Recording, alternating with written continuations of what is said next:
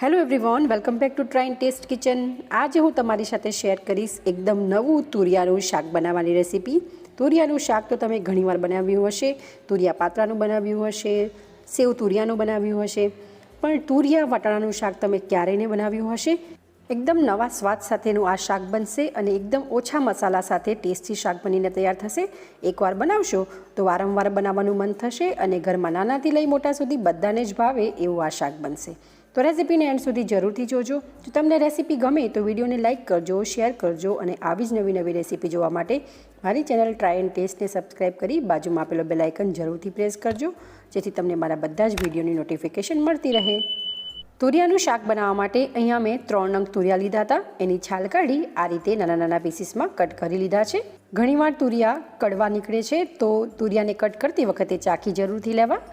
હવે આપણે શાક બનાવીશું, તો તેના માટે કુકરને ગેસ ઉપર ગરમ કરવા માટે મૂકીશું। આપણે આ શાક આજે કુકરમાં બનાવવાના છે, તો તેનામાં આપણે 3 મોટી ચમચી તેલ ઉમેરીશું। તેલની ક્વોન્ટિટી તમારે ઓછી કરવી હોય તો 3ની જગ્યાએ 2 ચમચી તેલ પણ યુઝ કરી શકો છો। તેલ ગરમ થઈ જાય ત્યારબાદ આપણે અડધી ચમચી જીરું, 1/4 ટીસ્પૂન રાઈ અને થોડી હિંગ ઉમેરીશું। રાઈ જીરુંને આપણે ફૂટવા દઈશું। રાઈ જીરું ફૂટી જાય ત્યારબાદ આપણે 1 ચમચી આદુ લસણની પેસ્ટ ઉમેરીશું અને અડધી ચમચી તીખા લીલા મરચાંની પેસ્ટ ઉમેરીશું।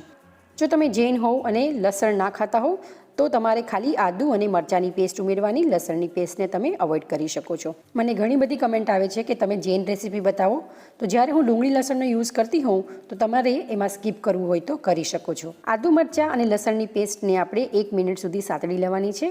ત્યારબાદ આપણે સમારેલા તુરિયા અને સાથે અહીંયા મેં અડધો કપ જેટલા ફ્રેશ લીલા વટાણા લીધા છે, એને પણ આપણે ઉમેરી દઈશું અને તેલમાં આપણે લગભગ 1 થી 1.5 મિનિટ જેટલું આપણે સાતળી લેવાનું છે। આગળ પણ તુરિયાનું અલગ અલગ રીતે શાક કઈ રીતે બનાવવું એની રેસીપી મેં ઓલરેડી મૂકેલી છે, લિંક હું તમને ડિસ્ક્રિપ્શન બોક્સમાં આપી દઈશ, તમે ત્યાંથી ચેક કરી શકો છો। હવે આપણે મસાલા ઉમેરીશું, તો અડધી ચમચી હળદર, 1 ચમચી દાણાજીરું પાવડર, 1 ચમચી સૂકા નાળિયેરનું ખમણ ઉમેરીશું। તમારી પાસે લીલું નાળિયેર હોય તો તમે એને ગ્રેટ કરીને ઉમેરી શકો છો। સાથે આપણે 1 થી 1.5 મોટી ચમચી જેટલો સિંગના દાણાનો ભૂકો ઉમેરીશું। સિંગના દાણા અહીંયા કાચા હતા।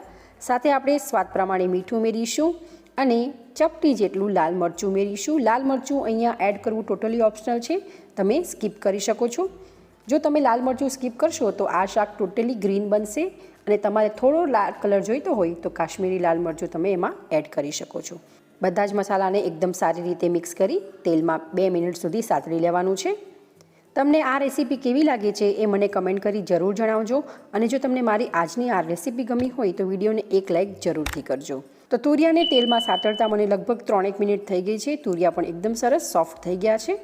તો હવે આપણે પાણી ઉમેરીશું, તો અહીંયા મેં 1/4 કપ જેટલું પાણી ઉમેર્યું છે એપ્રોક્સિમેટલી। એકદમ બરોબર મિક્સ કરશું અને ત્યારબાદ હવે આપણે 1 બોઇલ આવવા દઈશું।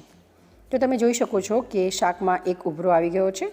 હવે આપણે ફરીથી મિક્સ કરશું અને કુકરનું ઢાંકણ બંધ કરી મીડિયમ ફ્લેમ ઉપર 3 થી 4 વિસલ આપણે કરી લેવાની છે। 3 થી 4 વિસલ થઈ જાય ત્યારબાદ હવે આપણે ગેસની ફ્લેમને બંધ કરશું। કુકરને આપણે ઠંડુ થવા દઈ એનામાંથી પ્રેશર રિલીઝ થવા દઈશું। પ્રેશર રિલીઝ થઈ જાય ત્યારબાદ આપણે કુકરનું ઢાંકણ ખોલીને ચેક કરશું।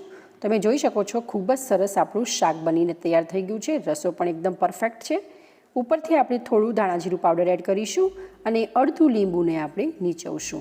ધ્યાનમાં રાખવાનું છે કે શાકને આપણે બહુ ખાટું નથી કરવાનું, એનો ટેસ્ટ વધારવા માટે થોડું લીંબુ નીચવવાનું છે। જો તમારે ગરમ મસાલો એડ કરવો હોય તો પણ કરી શકાય।